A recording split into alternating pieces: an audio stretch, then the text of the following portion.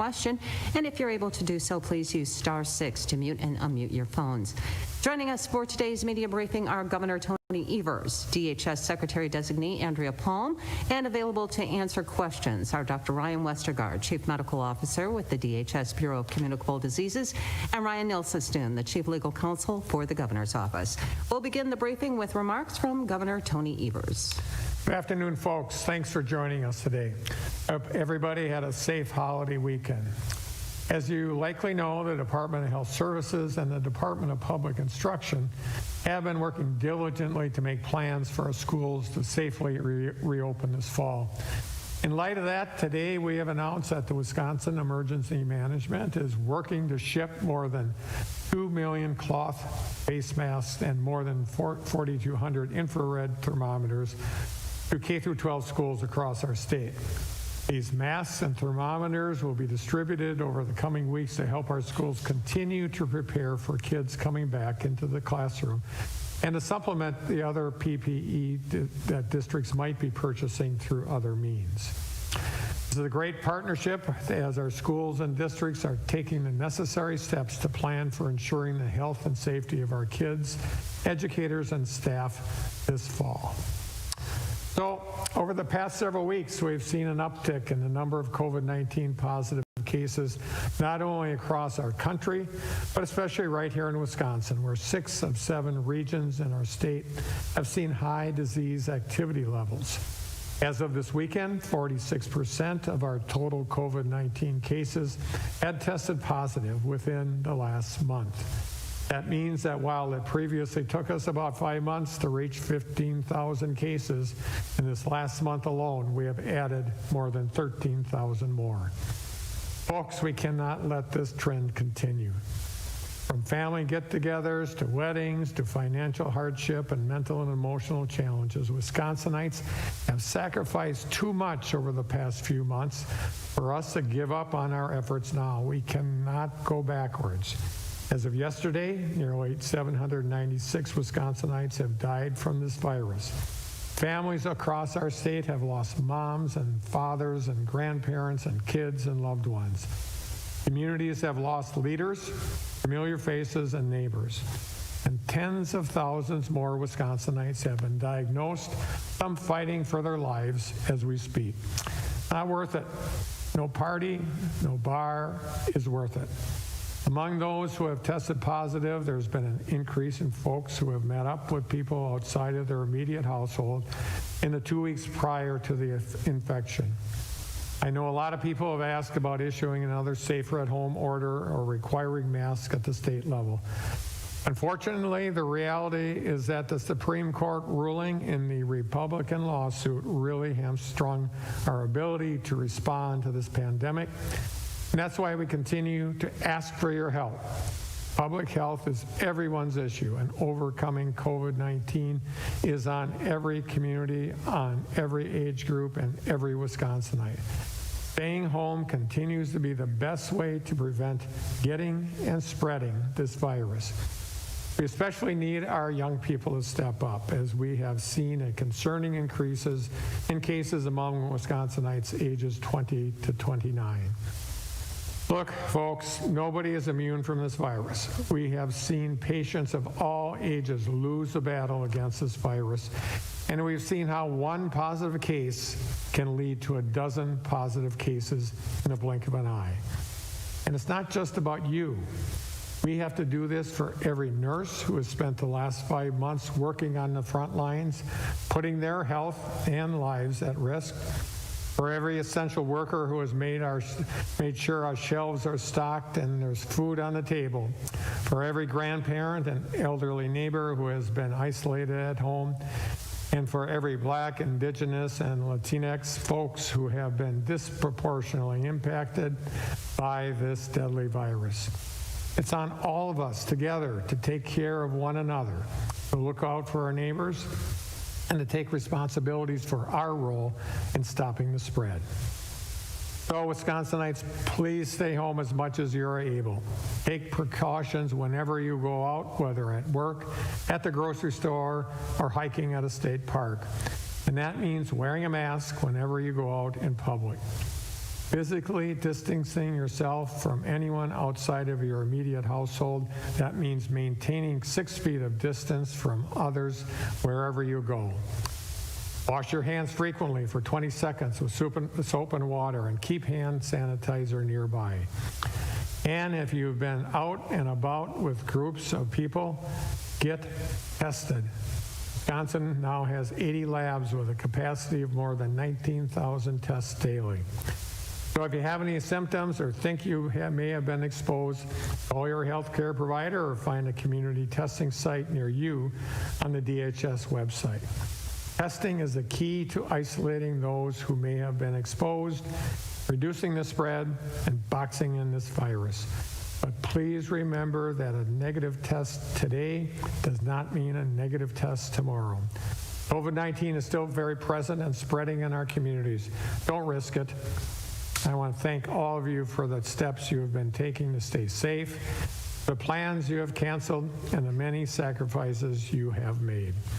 Those actions have surely saved lives. I know that if we continue to work together to box in this virus, take care of one another, and put health and safety of our communities first, we can and will bounce back together. Now I'll hand it over to Secretary-Designee Andrea Palm for her COVID-19 update. Andrea? Thanks, Governor. Good afternoon, and thank you all for joining us again today. I hope that you had a safe and relaxing holiday weekend. I know that these are challenging times for everyone, and that it can be especially difficult to stay home when we want to enjoy all that Wisconsin summer has to offer. However, we are currently experiencing a surge in positive COVID-19 cases throughout the state, and we must take necessary precautions to protect ourselves and our friends and our neighbors. COVID-19 is still pervasive in our communities. Since Memorial Day weekend, Wisconsin has added 16,972 more cases. For comparison, it took Wisconsin 5 months to get to approximately 15,500 cases. But in just a little over 1 month, that number has more than doubled. During this time, the percentage of cases coming from individuals in their 20s has also increased. Today, 24% of total cases are Wisconsinites in their 20s. While it is true that older adults may experience COVID-19 more severely, young adults are still at risk to fall very ill from the virus and are also likely to spread the virus in their communities just like anyone else. In terms of how COVID-19 is currently being spread, our contact tracing data reveals that 20% of cases in June reported attending a mass gathering. These events can include going to a bar or a restaurant or attending a barbecue. While there are ways that you can make gatherings safer for yourselves and others, so long as COVID-19 is circulating, gatherings are not entirely safe. Yes, wearing a mask or a cloth face covering, practicing good hand hygiene, and maintaining physical distance can help, but these actions do not eliminate the risk. I strongly urge folks to continue limiting your interactions to those you live with. It is the safest way to prevent COVID-19 infection and help stop the spread. So here are where things stand today. As the governor mentioned, we do have 80 active labs running COVID-19 tests in Wisconsin with a daily lab capacity of 19,014 tests.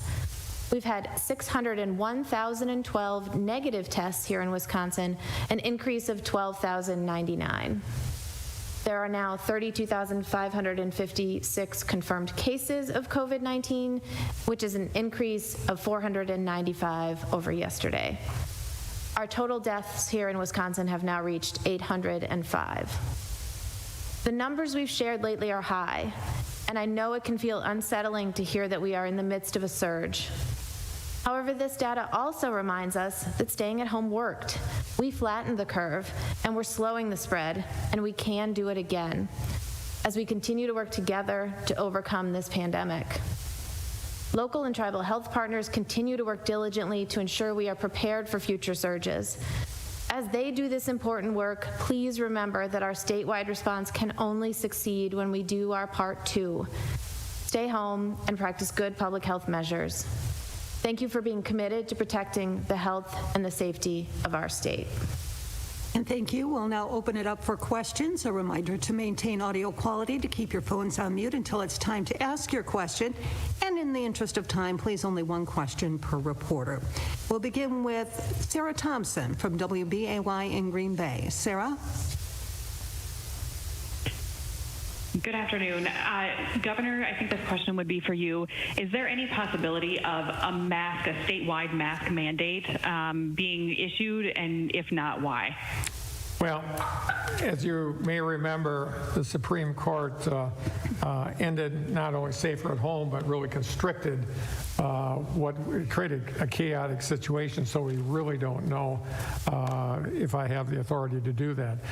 From my vantage point, a health emergency declaration, even though right now the Republicans could actually come into session and continue the one that we had. But in turn, we're looking at it, but frankly, the Supreme Court has made it very much more complex than what it ever should have been. Obviously, and I just talked about this, the importance of masking is really critical to slow things down going forward, and has always been one of the main ways that we keep safe. So clearly it's an important topic, but because of the complexity of and frankly the Republicans really interest in everything I do around this topic taking me to the Supreme Court, where they know that they'll get a win. It makes it unlikely, but it's something that we are considering. Thank you, Sarah. Now to Victor Hackabo from CBS 58 in Milwaukee. Victor? Hi, good afternoon. Thank you again for taking the call. I guess my question's for the governor. Education Secretary Betsy DeVos says she was on a phone call with governors and said that she expects and wants schools to be fully operational in the fall, and she said anything less would fail students and taxpayers. Of course, DPI has submitted its own recommendations for districts, and districts will ultimately make their own decisions. My question is, were you on that call, and also do you agree with Secretary DeVos's assessment that not having schools open full time for in-person instruction is a failure to students and taxpayers? Thank you very much. Yeah, great question. Not only was I on that call, but I spoke to the group right after Secretary DeVos.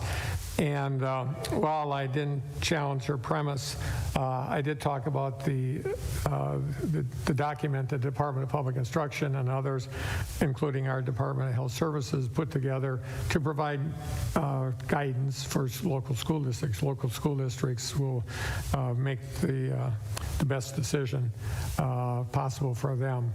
And I know some districts are thinking about the possibility of doing some virtual and some in person at the same time. Do I think in person is preferable? Absolutely. I've always felt that way. But I always encourage school districts when they ask about this is have all the options on the table so that they're not surprised. It's important for school districts and parents and kids to be prepared. But at the end, would not consider a district who offers a hybrid where it's partially in school, partially online, to be failing in their responsibilities. They have to make that decision locally. I don't think that's something that Secretary DeVos can discern necessarily from Washington, D.C. Thank you, Victor. Now to Sean Kirkby from Wisconsin Health News. Sean? Hi, thanks for holding this. I was wondering, there was around $110 million that went to nursing homes, rural health clinics, and others I think the funding, the application period closed last week on that, and there's going to be an additional funding period. Can you elaborate on how many people applied for that funding and how much is left for the additional application period? Thank you. Yeah, Sean, we actually extended the deadline for that program right about the same time we announced that offering. The feds also announced some funding for a similar set of providers that are eligible for this funding. And so as folks are applying for ours, working through what they're getting from the federal payment, based on some conversations with stakeholders and some feedback, we extended that deadline so that folks are able to really maximize their ability to show their expenses and losses. So we added, or we extended the period of time by which you can record those expenses and losses and that be part of your application. Again, recognizing that the funding from the federal government was going to alter the applications for some of these providers. So we want to make sure to get that money out to folks. We have, for folks who have submitted applications and are qualified, we have started pushing money out the door, but did want to give all of the providers who are eligible a fair crack at getting some money through this $110 million, and so therefore did extend the deadline. We can certainly give you more specifics. Sean, I don't have the total numbers of applications that have been received thus far on the top of my head, but our team can certainly follow up. Thank you, Sean. Now to Scott Bauer from Associated Press. Scott? Hi, thanks again for taking the call. Governor, I want to get your reaction to the guidelines that came out yesterday from ICE about saying that international students have to be taking classes in person at higher ed colleges, universities, or else they'd have to go home. I'm wondering if you agree with that policy and what effect you think they may have on UW-Madison. Well, I think it'll have an impact on those young people primarily, because there will be times, and I know UW-Madison, as I think you're alluding to, is planning some courses that happening virtually. You know, I get the interest in making sure that people have a face-to-face opportunity to interact with teachers, professors, or whatever, but there may be situations where it just can't happen because of a surge or because of several issues making things more complex. So to suggest that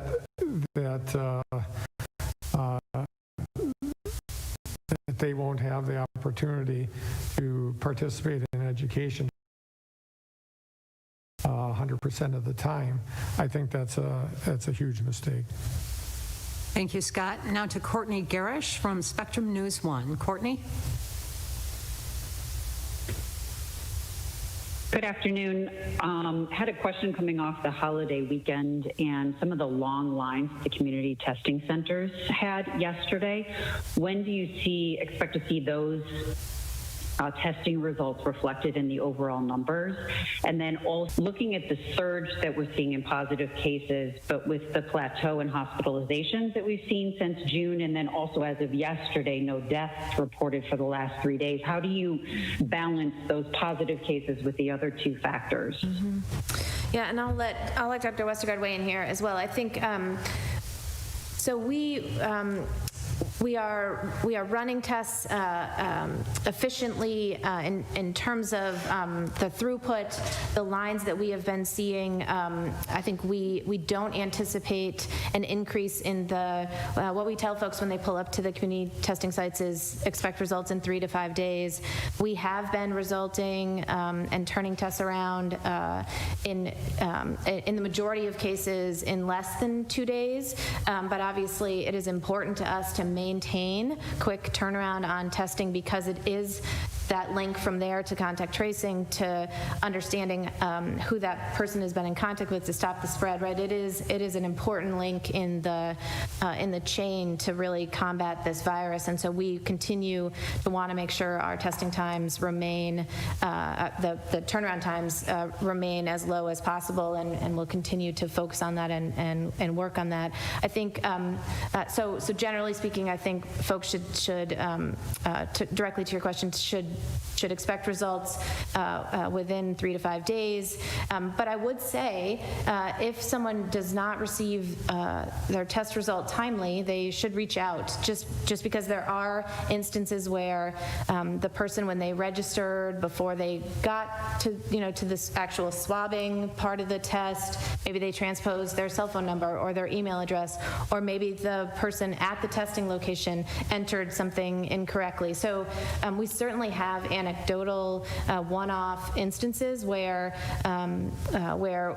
somebody in the chain of that testing didn't get it exactly right, and we want to know about that because that person needs to get their result, and so we'll chase it down, certainly. But as a general rule, systematically, we are seeing good turnaround times and people receiving results in a timely fashion.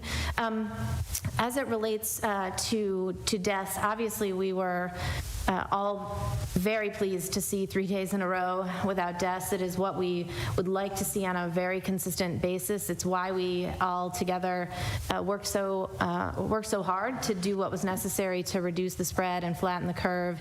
And as we are starting to see this surge, I think we want to encourage folks to work again with us to re-flatten the curve, to stop the spread, to slow the incline of the growth in cases that we are seeing. And I think I'll let Dr. Westergaard talk a little bit about the interplay with the younger caseload and how that might impact. Yeah, thanks. It's one of the really distinctive things about this virus and this epidemic is the broad range of illness. So the risk of severe illness and mortality is a very wide range. So children don't get very sick at all. In fact, many times it's unusual for them to have any symptoms, whereas people in their 60s, 70s, 80s are expected to have severe illness and hospitalization and a death rate of greater than 10%. So that's uncommon for a respiratory virus to have such a wide range. And so I think one of the difference that we're seeing now are the number of deaths we're seeing is lower because the proportion of people who are becoming infected in that younger age group is higher. So that's really, it's a mixed blessing. It's obviously it's a very good thing that younger people aren't expected to get very sick. But because a lot of people are becoming infected in a younger age group, that also means that the number of people with asymptomatic infection is increased, and that's the risk factor that the epidemic can spread silently in communities, which makes us even more important to really lean in and get testing with a low threshold and in a lot of different settings, the community testing sites and the healthcare settings. Thank you, Courtney. Now to Will Cushman from West Context. Will? Good afternoon. I was also curious in the rise in cases lately with without a rise in deaths or hospitalizations. I'm wondering if, Dr. Westergaard, if you could go further with your interpretation, would you expect to see either hospitalizations or deaths rise in coming weeks as cases kind of mature, so to speak? Yeah, thanks for the question. I wouldn't say we expect to, but I think it presents a dangerous situation when the epidemic overall is growing, particularly in transmission being driven by people with minimal infections. What's really so very serious about the situation we're in right now is that by transmission going in the wrong direction, we're at risk of the virus getting a foothold, so to the point where it's widespread. And in that situation, everybody's is at risk. So unless we really positively stop that, if we really try to find chains of infection that are occurring in asymptomatic people and stop them through isolation and quarantine, the danger is that these transmission networks are going to continue until they get to older folks, people who are vulnerable, and that is what could translate into a large surge in severe illness and deaths. So I wouldn't say we expect to see deaths go up, but it's a really dangerous situation right now that transmission seems to be going up, and it really requires us to act resolutely to try to break those chains. Thank you, Will. Now to Brianna Riley from the Cap Times. Brianna? Thank you so much for holding this call. This question is for Secretary Palm. What information was DHS planning to list on its website this week relating to businesses that had positive COVID-19 cases? For example, would that have included names of businesses, the number of employees with positive COVID-19 results, dates that the individual had contracted it, and whether they had recovered, or what exactly was going to be included in that? Thanks, Brianna. So we are working through a number of open records requests related to outbreaks in businesses, and certainly had been discussing with our partners around the state how we might, whether we should and how we might provide that information on our website. Through those conversations, we decided that we would certainly would not be doing that this week, and so we think that it's important that obviously we continue to work through these open records requests and do what we need to do from that perspective, and we'll just continue to talk with our partners about the way to move forward on this issue. Thank you, Brianna. Now to Abigail Henke from NBC 26 in Green Bay. Abigail? Hi, thanks for taking my question. It's kind of similar to ones that have just been asked, but looking at the numbers of the recovery rates, I believe cases have been about 80% recovered in Wisconsin. So how do we kind of compare that to the active cases we're seeing right now? The biggest driver of that recovered number is really time. So we don't routinely close the loop and have public health confirm symptom resolution with everyone. So that statistic, while really important, we need to understand that most people recover, isn't driven so much by actual clinical follow-up, but by does enough time go by after a case to presume that they've gotten better, and to ensure that people haven't been hospitalized or passed away. So I think the number of recoveries right now is high and will remain high. And again, we expect the large majority of people to fully recover with this infection. Thank you, Abigail. Now to Brett Lemoyne from Fox 6 in Milwaukee. Brett? Hi, thank you for taking our call. My question to you, Governor, is if the number of cases have increased to the point where in the span of 1 month we're now equal to the first 5 months of the pandemic, if you did have the power to issue another lockdown, would you do it today? Well, that's a hypothetical, but I believe that we would not have to reinstate Safer at Home, but look at other ways to corral the pandemic, and masks are one of those. Thank you, Brett. Now to Stephanie Hoff from West Politics. Stephanie?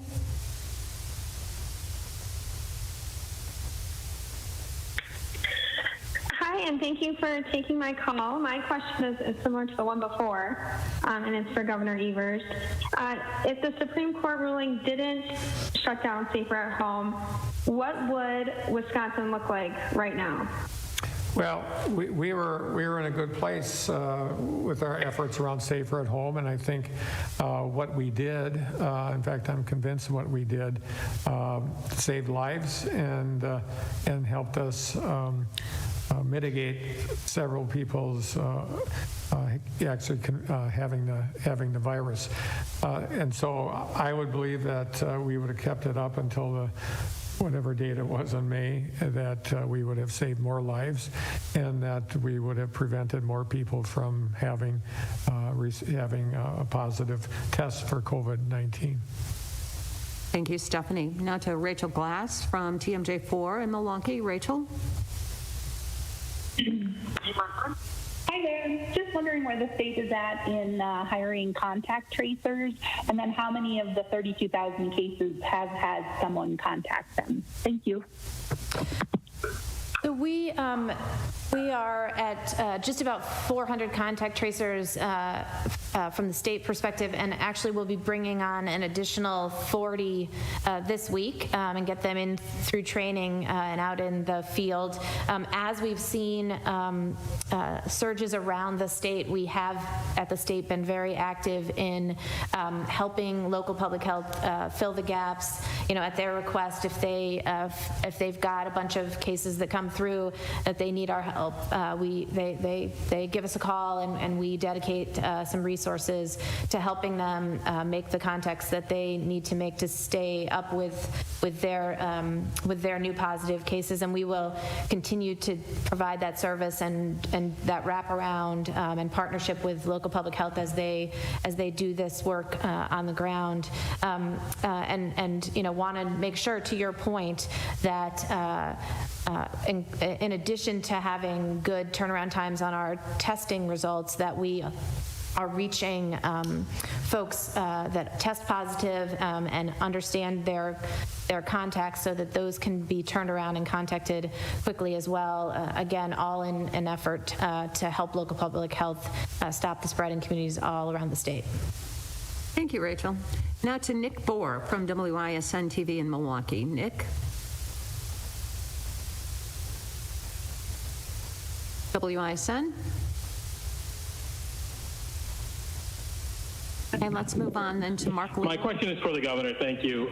Governor, you've said that your hands are tied by the Supreme Court ruling as for any statewide orders. Is there a level at which the spread of COVID cases, if it continued to rise, that it might constitute a separate emergency, that you could issue a new order and still survive a Supreme Court challenge for a while? That would be perfect. But we're looking at all options that are available to us. I'll just relay this.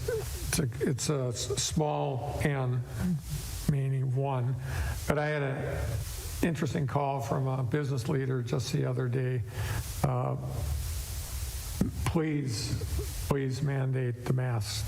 Our ability to survive economically as a state is counting on this virus being handled appropriately, and he asked me to do it, and I talked to him about the possibilities of it being challenged in court by the Republicans, which is probably 100%, and our chances of losing in the Supreme Court probably very close to 100%. And he said, do it anyway. Okay, thank you, Nick. Now to Mark Leland from WLUK TV in Green Bay. Mark? Thank you. I know you've cautioned against public gatherings. With that in mind, a lot of counties have canceled their county fairs. Some have planned to go on and have held them. I'm wondering what impact, if any, have you seen from the counties that have held these fairs, and what is your thoughts about counties deciding to hold fairs? Should they go on? Or what would you recommend if they are planning to hold a county fair coming up? At the local level, obviously, when someone tests positive, it would come up in the course of the interview of the questions about where they had been and what the possible locations and contacts they had that might have resulted in them becoming infected. And so whether it's a mass gathering that's a county fair, or a barbecue, or a house party, or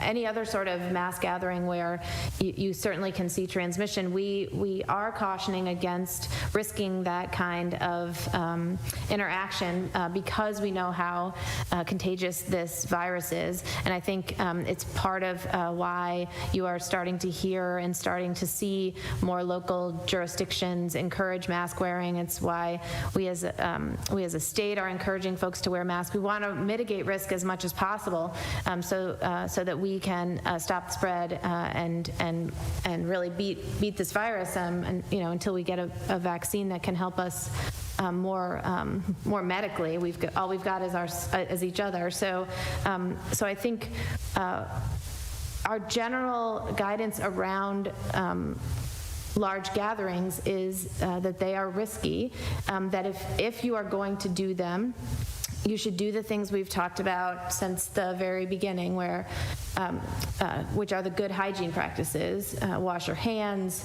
wear a face mask, social distance, and do the kinds of things that are necessary to mitigate the risk as much as possible, recognizing that a large gathering inherently is a risky thing to do from a transmission perspective. Thank you, Mark. Now to Jeremy Janine from Urban Milwaukee. Jeremy?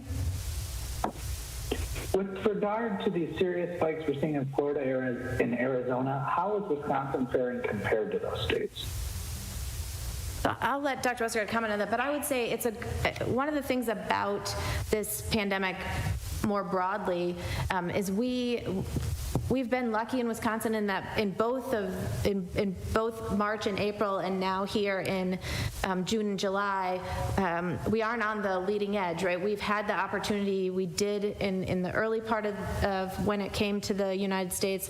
We were able to see Seattle and Washington and New York and what they were dealing with, and we're able to take those lessons and help us together as a state flatten the curve and mitigate the spread. And I think we should be doing that again now. I certainly am sorry that there are any parts of this country that are seeing the kind of increases in cases that they are, but it is an opportunity for us to heed the caution and do the things that we can and know to do together to not get to the place where we are seeing an incline in our infections to the point where our hospitals cannot sustain the level of care that is needed for folks who are coming through the doors. But I will let Dr. Westergaard speak specifically to the comparison. Yeah, thanks. I think this simplest way to describe it is that our trends are in the same direction.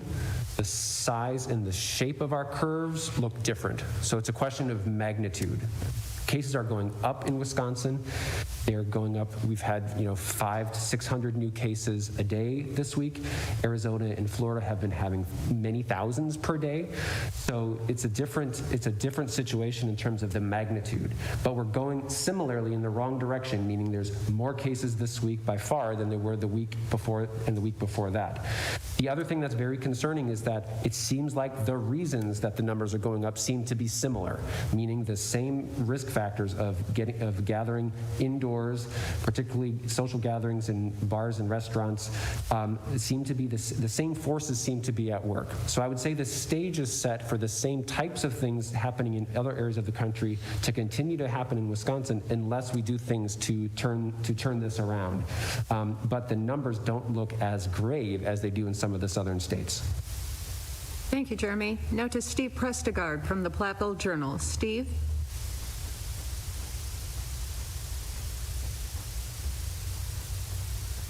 And a reminder, *6 to unmute your phone. Steve Prestegard from the Platteville Journal. And we'll move on then to Mitchell Schmidt from the Wisconsin State Journal. Mitchell?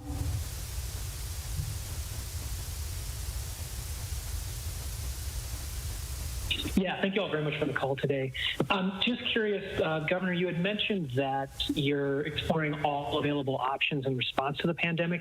Can you give any additional details on what that might entail? Or when we look at what happened here today in Dane County, is it more likely that we're going to be seeing potentially more kind of those local orders like the mask one we had here? And then just kind of lastly along those lines, do you guys support those kind of local orders?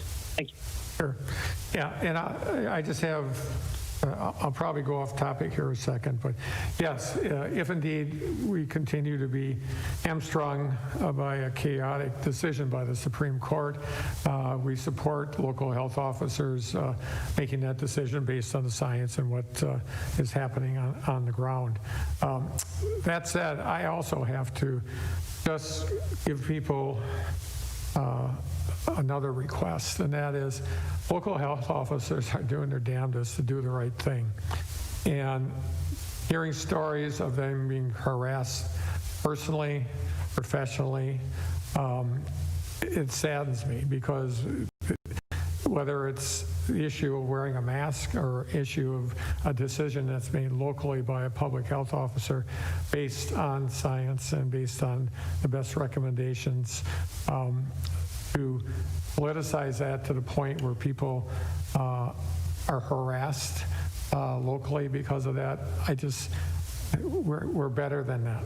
And I'm glad it's not happening everywhere, but there's enough of that out there that I encourage people to understand that this is not a political issue. It's a virus issue. The virus doesn't give a crap about whether you're a Democrat or Republican. And people at the local level are just trying to do the best they can. Thank you, Mitchell. Now to Laurel White from Wisconsin Public Radio. Laurel?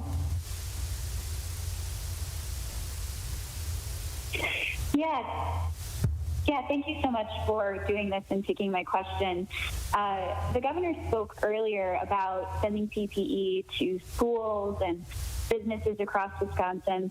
I'm wondering if there are conversations about getting PPE to child care providers, and if so, what the timeline on that might be. Yeah, and we are looking at that, and some of the CARES money that we have provided also was for that purpose, not only to make them whole, but to get them ready for having little kids in their businesses. So we look forward to helping them out. Is there anything more specific than that? No. Thanks. Thank you, Laurel. Now to Denise Lockwood from Racine County I. Denise? Thank you. I had a question. Can you hear me? Sure. Okay, good. I just wanted to find out, are you guys seeing a difference in the number of people actually showing up for testing? Specifically in Racine County, I've heard from a number of public health officials here that are saying the testing sites, they just aren't seeing the number of people showing up, and that contact tracers have been hung up on and cursed at. And what are the strategies that the state may be taking on to kind of address the politicization of the COVID-19 virus? It's a great question, and Dr. Westergaard may have more details, but I would say more broadly, sort of echoing the governor's sentiments, the virus here is the bad guy, and it has been incredibly stressful and produced a lot of anxiety for all of us as we have worked to deal with this together, right? And this is like nothing anybody has ever experienced. And so, tensions are running high, emotions are running high, and I would just encourage folks, if they need help, we certainly have built up a number of resources on the DHS website to help folks cope with the anxiety and the stress that they are feeling, because I think we should be working hard together, not to take it out on each other, but to understand and to recognize that differences of opinion are not fundamental to the way we need to deal with this virus. The science and the facts are what they are, and we should all be demonizing the virus, not each other, and really working together to defeat it. It is the way we will get through this. It is really our, generally speaking, taking down the temperature on the conversations that we're having with each other about combating this virus will go a long way to helping us work together. I think as it relates to contact tracing, specifically, it does continue to be important for folks to answer their phones. We want to make sure that people understand that there are scammers. This is an atmosphere in which scammers like to try to take advantage of people. So if you get a call from a contact tracer, we really do encourage you, we strongly encourage you to talk to them, to pick up the phone. But please, no contact tracer will ever ask for information like your social security number, your bank account, a donation, your credit card, anything that smacks of your personal identity.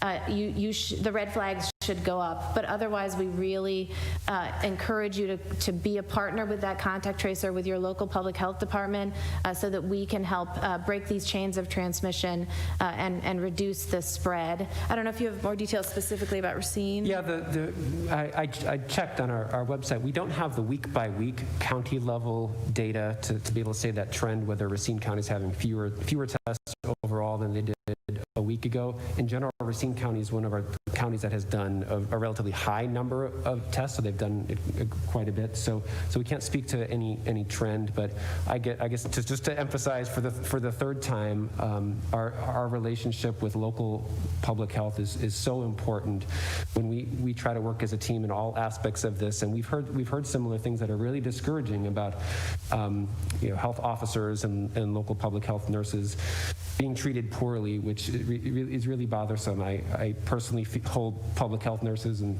probably the highest regard. I was raised by a nurse to have them in my family, and certainly chose health when had a lot of other options. So I think this is such important work, and the people who do this in local communities really ought to be praised. And we also know from experience that really it takes one mean word to really ruin someone's day or someone's week. So counterbalancing that with kindness and praise to the people that work in public health locally could really go a long way. So I encourage all of us to just hold up local public health officials and people who work in that field in the highest regard, because they are working so hard. Thank you, Denise. Now to Emily Fannin from WKOW-TV. Emily? Hi, this is Danny in for Emily, and I apologize if this was already answered, but I got on the call late. In regards to the PPE going out to schools, restaurants, grocery stores, food processors, is there an application process for this, or is this going out to all schools? How does this process work if any businesses or schools wanted this PPE? I'll just talk about the schools. That is being done through the Department of Public Instruction. They're connecting with schools across the state, and so that is pretty much set by them and by their contacts. With the other world, I think I'll let Secretary Palm talk about that. Our PPE distribution throughout this response has been done through our partners in emergency management and local emergency managers in connection with the recipients on the ground, and we have done it through surveys where people indicate they collate at the local level the requests that they have received, the needs on the ground, and then they push that up into the statewide response into our partners at the SEOC and emergency management, and then they're based on all the requests we get from around the state, it's allocated that way, and that has been done on a regular basis since the beginning. And so whether it was PPE that we received through FEMA or that we procured or that was donated, or these cloth masks in the example today that the governor announced, we have used our infrastructure through emergency management to be the eyes and ears on the ground in local communities to take requests and filter them up through the system to the SEOC for distribution out of our warehouse. Thank you, Danny. Now to Adam Rogan from the Journal-Times in Racine. Adam? My question has been asked, so I should be all set. Thank you. Thank you, Adam. Now to Eric Gunn from Wisconsin Examiner. Eric. Thanks for taking my question. So 2 months ago, 43 lawmakers signed a letter urging the Wisconsin congressional delegation not to support federal aid to the states. It has now turned out that at least 3 of those members of the legislature got PPP through businesses they own, and others have family members employed at firms that got PPP. A question for Governor Evers: do you want to see Congress pass legislation that would provide direct aid to the states to replace revenues lost due to COVID-19? And how does it strike you to see some lawmakers opposing that kind of aid while accepting PPP for their businesses and organizations? Thank you. Yeah. Great question, and yes, I do support Congress taking that role.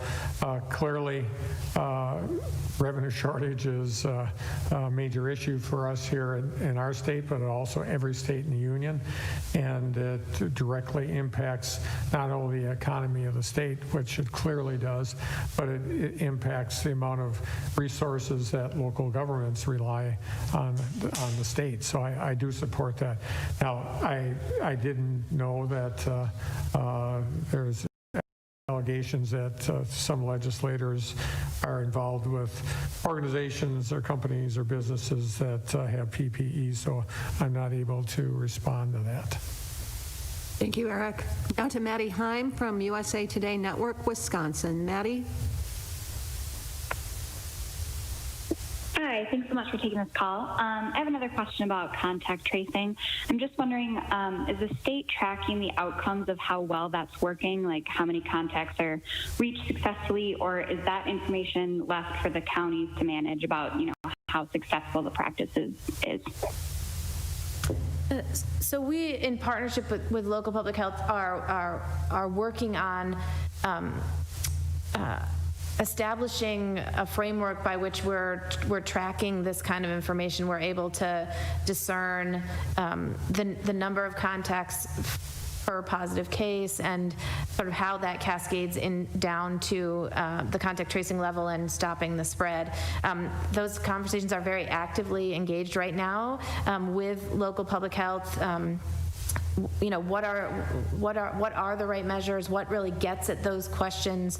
How do we know what's the right threshold? How do we know what it looks like, et cetera? So we are very earnestly working through those issues right now with our local public health partners, but they all at the local level are tracking those kinds of issues, again, primarily so that they understand that they're getting to their cases in a timely manner, so that if they need our assistance, if they need our contact tracing capacity, that they are tracking that in a way that they know when to pick up the phone and tell us that they need to enlist our help with X number of cases because they need to make sure they get to them in a timely way.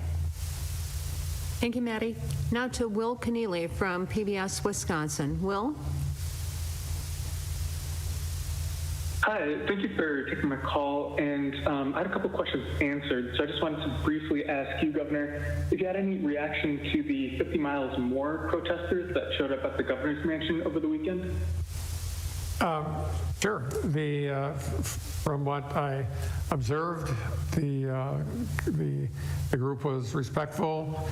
They were concerned about the right things, and from my observations, there was little or no problems with them. At some point in time, I hope to have a chance to chat with them. I know they are concerned, as I am, about issues of racial injustice in the state and this country, and looking forward to working with them or any other group that wants to move things forward. Thank you, Will. Now to Molly Beck from the Milwaukee Journal-Sentinel. Molly. Hi, thanks for taking this call. Governor, if schools open in the fall, if and when they open in the fall, and an outbreak or outbreaks are tied to schools, would you close schools again? Well, I certainly would we would take time and effort to make sure that we're in close communications, not just with the county public health officials, but also school officials to see how it's working out for them and whether they need to take a pause or not. I think, to be honest with you, that hopefully if we're in a position where the virus is being managed in the state of Wisconsin, and that we would more likely see individual schools or maybe a classroom taking 14 days to self-isolate at home rather than a statewide shutdown. Thank you, Molly. Now, our final question this afternoon belongs to Amy Flugsapt from WMTV NBC 15. Amy?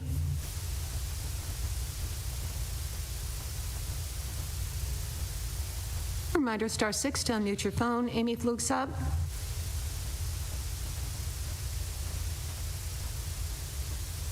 We'll move on then and go back one more time to Steve Prestegard from the Platteville Journal. Steve? Thanks for taking my question a second time. Operator error on my end. So earlier in this press conference, Governor, you said that you didn't feel as though the federal Secretary of Education should be mandating how schools operate in the midst of the coronavirus here in Wisconsin. Of course, the state closed all of the schools in the state in mid-March for the rest of the year and didn't give anybody an individual opportunity to make their own decision. So are you pledging then or not that you will not close schools in the fall in case there's another upward blip in cases? Well, I just have to clarify something. When I was responding to the question about Secretary DeVos, it was her statement that she said, if you're not in person, you're not getting an education. And I disagree with that. There are school districts that are likely to do some things that are online at the same time that they're doing things in person, trying to meet the needs of kids and parents. So I just don't think that's I understand she has a right to say what she wants to say, and she wasn't mandating it, so I guess I'm just differing in her opinion. As I just stated, I believe if we are in a good position as it relates to managing the virus and boxing it in, if there is going to be any plan B, plan C for local school districts, it will likely be made, that decision be made there, and it could be an individual school, it could be an individual classroom. But at the end of the day, we have to spend our time right now determining how best to convince the people of Wisconsin to take seriously, and many people are, so I'm not casting aspersions on everybody in Wisconsin, but we just have to continue to be careful and wear a mask and stay physically distant, and making sure you're having good hygiene and avoiding places that have a whole bunch of people in a small area. Thank you, Steve. And that concludes today's briefing. Please continue to monitor the DHS COVID-19 web pages for data and guidance. Additional information can be from the Governor, the Department of Workforce Development, the Department of Public Instruction, and the Department of Children and Families, as well as Wisconsin Emergency Management. Be safe and have a great afternoon.